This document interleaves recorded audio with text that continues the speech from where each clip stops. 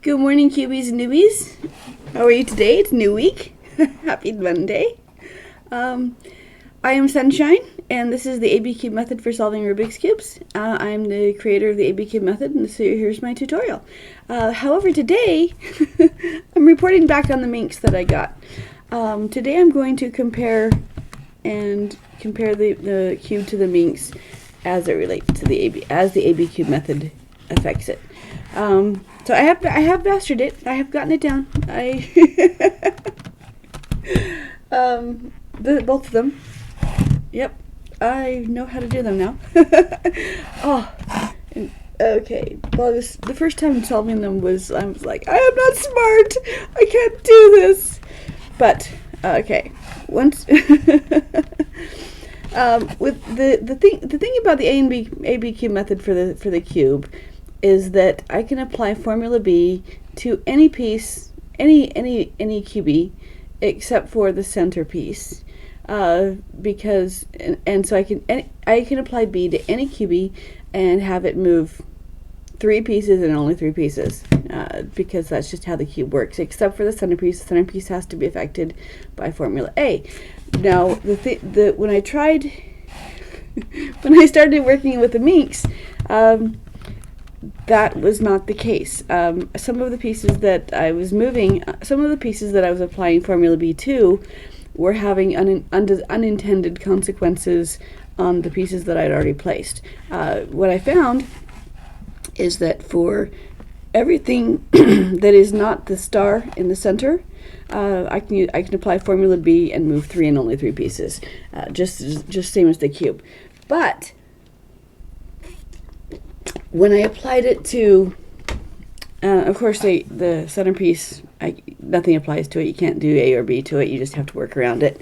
But when I worked with the star pieces, that would be the ones that actually this piece, these two pieces on each 4 sides. And here comes my kitty. Hi. What do you want? Good morning, sweetheart. Good morning. Good morning, beautiful fluffer bunny. Do you want attention? Do you want attention? Yeah? Hi. Hi. Oh my goodness. Okay, shoo. Shoo, I'm working.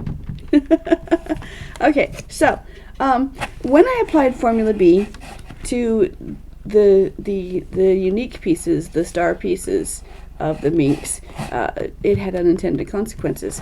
So I had to solve it and then apply formula B from a solved state so that I could see what it was doing. And what I found,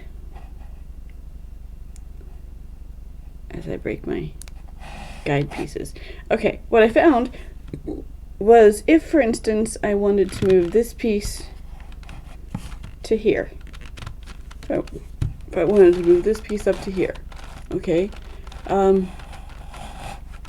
it would still be 2 columns. That would be this column and this column, because it's going to end up here. So to move this piece to here would be this column and this column. So what that does when I do that, slide up, reverse, down, reverse, down. Okay, and it did indeed move 3 pieces around, but it also affected a floating center, or diagonal center, and the edge pieces. So again, up,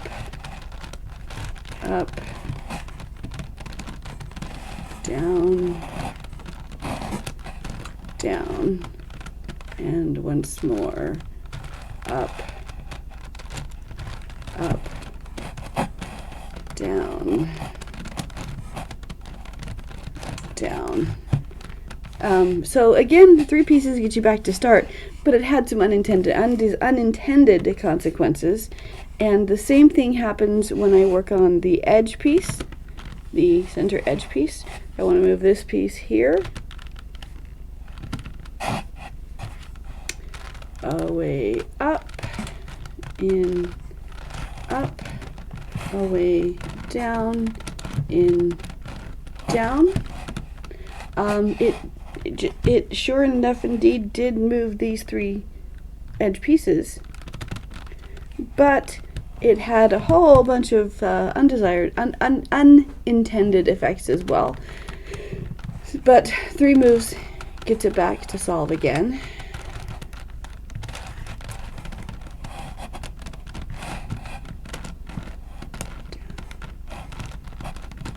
Down, slide up, slide up, slide down, slide down.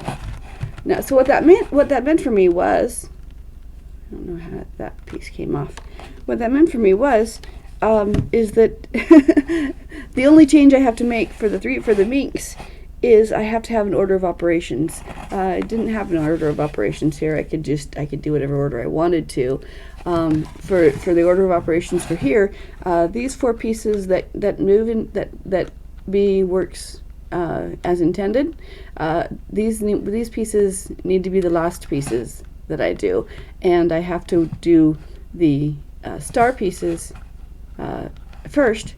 If I do the star, because the star pieces are going to affect the other pieces. So if I do the star pieces first and then do the other edges, then it doesn't matter that there's the undesirable consequences, because I haven't set them anyway, so it doesn't matter that they're scrambled. So doing the star piece first, if it was solved, doing the star pieces would affect the pieces already placed. So I don't place them until the last, and instead of going up corners out in, I do the star pieces and then whatever else I feel like doing. so I can work so once I've done the star pieces, I can work from center out, or I can do, I can do the cage, which looks like a little sheriff's badge on all the sides, and then place the pieces individually. It doesn't matter, as long as I do the star pieces first. And because it is so big, I do layer by layer instead of inside out, instead of the all of the pieces at a time, because that way I can use formula A for some of the pieces as I'm going forward, and when I get to the back, to the last layer, again formula B works on the edge pieces, so everything is fine. So I do layer by layer, and then when I get to the top layer, I just put one of my last layer colors down into the next row, and place those. I'll put a scrambled gray, for instance, down, and then I'll place that gray until they're all placed. And so, yes, formula A and formula B. That's the long answer. The short answer is yes. The ABCube method works on the minks just as well as the cube, as long as you have an order of operations for solving the cube, and you do the star first. So, yay! I'm happy about that. Now, I had these minks cubes that were sitting on a different shelf, not with all my Rubik's cubes, because I'm like, these are the ones that my formula works on, and these were just other puzzles. Well, now I figured out how to solve this with just A and B. No algorithms except for A and B. And I also figured out, as I was solving, I kept realizing I'm not seeing a parity. I haven't gotten a parity so far. I wonder if I can get a parity. So I did a quarter turn and solved the centers, and then worked on solving the edge pieces of this layer. And so even I could not artificially create a parity, so that tells me that you just don't get a parity on the minks cubes. So the cube B applies to everything, but you can get a parity because you can have a center or quarter turn off. The minks, you have to do order of operations, do the star first, but you never get a parity. So that's my evaluation of the cube versus the minks there we go. The cube versus the minks as it applies to ABCube method. And so that's it. Now I'm going to do, now since it's Monday, I'm going to do my corners.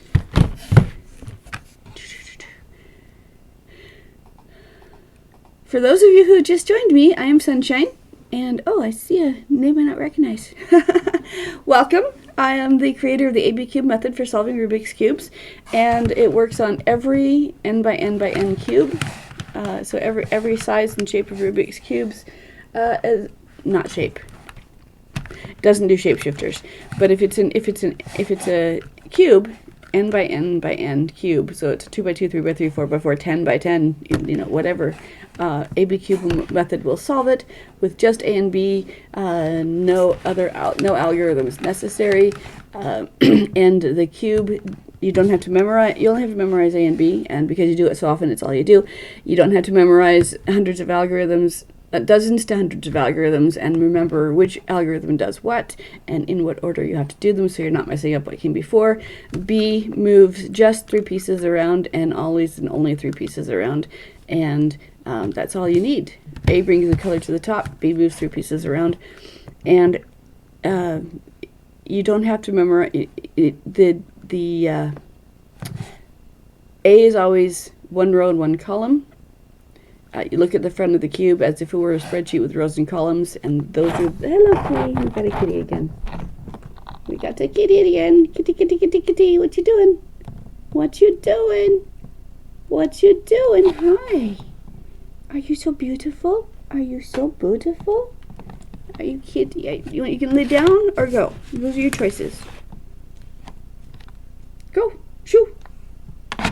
Or lay down. That's my camera. Stop. Stop snuggling my camera. Hi. Hi, baby. Is you lonely? Is you lonely? Hi. I can't do my cubes while you're here, baby.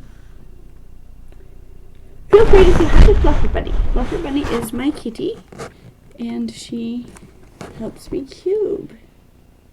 Hi. Hi, baby. Is you beautiful? Go ahead, rest your head on my cube. That's fine. Okay, so as I was saying, if you're working on the corners, B is top row outside columns, and that moves the corners around. If you're working on the edge, if you work on the outside and an inner column, that's going to move an edge piece around. If you move 2 inner columns, that's going to move a centerpiece around. And it's always 8 moves. Every other move is a horizontal. Every other horizontal is a reverse of the one that's before it. And then you have 2 columns: first up, second up, first down, second down. And that's all. That's it. That's everything. Hi, kitty. Hi. You're so pretty. You're so pretty. You're so pretty. So, corners. 2 corners.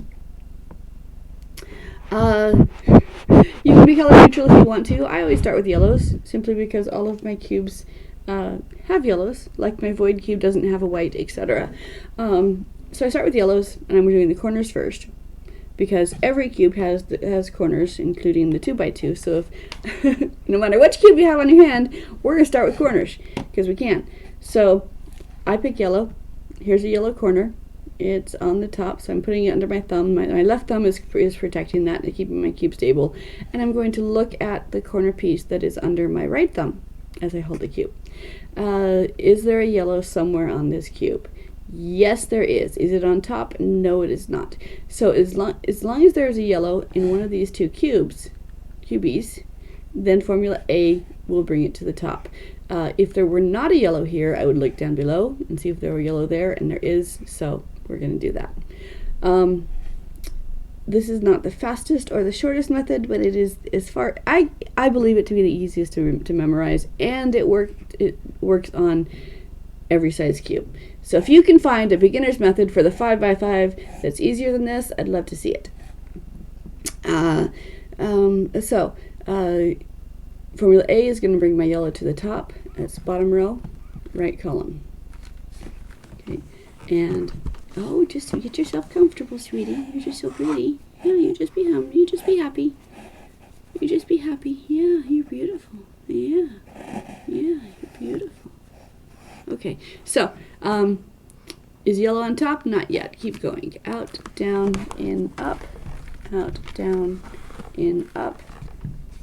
Is yellow on top? No, not, you know what, I'm just gonna, Kitty's confusing me. All right. Hi. You're very beautiful. You're very distracting. Okay, so I did this wrong. I don't care. Let's go to the 3 by 3. All right, so is there a yellow here? Yes or no? No. So looking down here, is there a yellow here? Yes or no? As long as there's a yellow one of these places, formula A will bring it to the top. That's move this piece away, the space down, the piece into the space, and the piece in the space back up again. Is the yellow on top? Not yet. Keep going. Kitty, move. Move. Okay, yellow's on top. Slide it out of the, hold the cube stable, slide the top to keep it, move it out of the way and protect it, and keep going on this piece.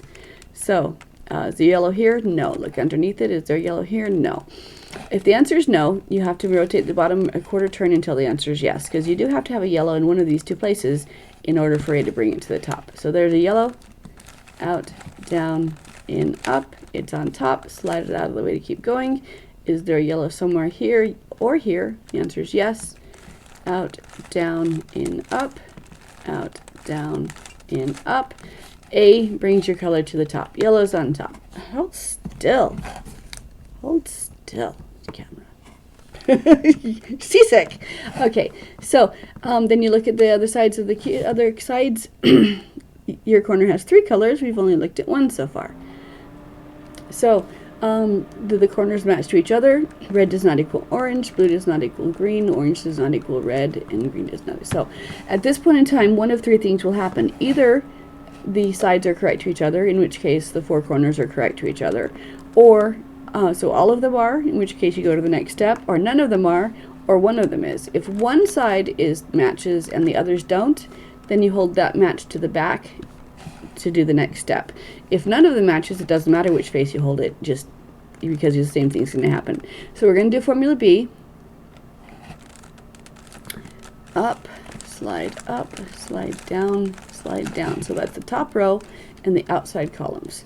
And when I do that, 8 moves. When I do that, it looks like my yellows are gone, but they were just moved around. So we're going to use, we already know formula A brings the yellows back to the top. So we're going to do that. Out, down, in, up. Out, down, in, up. Slide the top to protect it. Keep going. Out, down, in, up. Out, down, in, up. Slide the top to protect it. Keep going. Out, down, in, up. Out, down, in, up. And when your yellow is back to the top again, we evaluate the cube. Do the corners match? Now, because none of them matched before, so when I do it this time, one of them is going to match, and that's the one that we hold to the back, and do formula B again.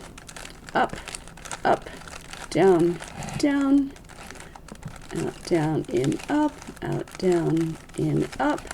Slide the top, out, down, in, up, out, down, in, up. Slide the top, out, down, in, up, out, down, in, up. Yellow's on top again. Corners match to each other. The first 4 corners are happy.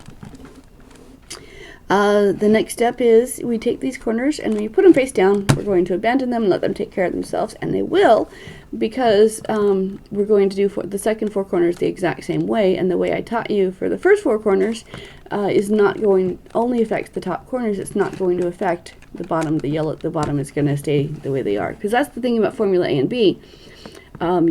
It's not going to mess. It's only going to affect the pieces you want to affect, and it's not going to affect the other pieces. So yellow is face down, opposite yellow is white. You confirm that there is a white on all 4 corners. If you have an oddly colored cube, you have to figure out what your opposite color is and work with that. And as a hint, it will not be a color that's touching your yellow. So we're working with white. If there's a white on top, I'd start there, but there's not, so it doesn't matter. So I'm just yellow's down. I'm going to bring formula A to bring my white to the top. So out, down, in, up, out, down, in, up. Slide the top to protect it. Keep going. Out, down, in, up, out, down, in, up. Slide the top to keep going. Out, down, in, up, out, down, in, up. Keep going. It's not on top yet. There we go. Slide the top to keep going. Formula A, out, down, in, up, until my active color is on the top. And there we go, boom. Now, a quick note, my B's are still happy with each other. My yellows are still happy with each other. Okay, so with white's on top, we'll check the side colors. Orange does not equal green, red does not equal orange, but blue equals blue. So hold that matching face away, headlights away as you're driving the car. And then we're going to do Formula B, which is top row, 2 columns, up, up, down, down, and Formula A to bring the white back to the top again. Slide the top to keep going. Slide the top, keep going. And because of the mathematics of the cube, which you don't have to know, but you can trust, when you use your A and your B, the bottom has not been affected. So my first 4 corners are still happy with each other. My second 4 corners are correct to each other. And so I slide the top, if necessary, until the top and bottom corners match. And when that happens, the 8 corners are all correct to each other. So boom, that's step 1. If this were a 2x2, it'd be solved. And on every other cube, that dictates the corners are now going to be stable to each other for the rest of the cube. So they dictate what color each side is going to be, as opposed to letting the absolute center dictate what color it wants to be, because that was absolutely necessary back in the early 80s before we came up with the larger cubes. So an even number cube, you can't, nothing dictates. So, but all of them have the 4 corners. So all of this method solves every size cube the exact same way with just Formula A, Formula B, and that's it. So that's the corners for, okay, that's the corners. Again, I said I was going to compare and contrast the minxes. The ABCube works on the minxes as well, I have discovered, because I hadn't tried it before. The difference between using A and B on a cube versus A and B on the minx is that you do have to have an order of operations for the minx. You want to do the star pieces first, because when you apply Formula B to the star pieces, it has unintended effects on these, on the corner, these pieces as well. So as long as if you do these pieces first, like corners first, edges first, like I have been doing on the cube, then when you do affect the star pieces, you're going to have to replace them. So as long as you do those last, you do star pieces first, and then you don't have to worry about the unintended effects of the star pieces. And again, it's still always 2 columns, and if this can be considered 1 column as well. So if I were going, so that's it. Do you guys want to? How y'all doing this morning? Okay. I'm going to cut today short because I'm preparing for a move. I'm going to be relocating. So, I'm only moving 5 minutes away. No big deal. But moving is more fun than any human being should be allowed to endure. So, go have a wonderful day. Go be nice to yourself and be happy. And I will be back here tomorrow. And I will finish my corners because I didn't finish them today. But I approve of the I now approve of the minx, and if anyone wants help solving the minx, ABCube method solves the minx as well. So I will probably make a video about that maybe someday. Along with, I promise to make a video of my Whittington 3x9 as well. So that also is on my to-do list. So I will see you all tomorrow. Hopefully. Thank you for spending your time with me. Thank you for spending your morning. You guys have a great day. I'll see you, and I'll be back tomorrow. Bye.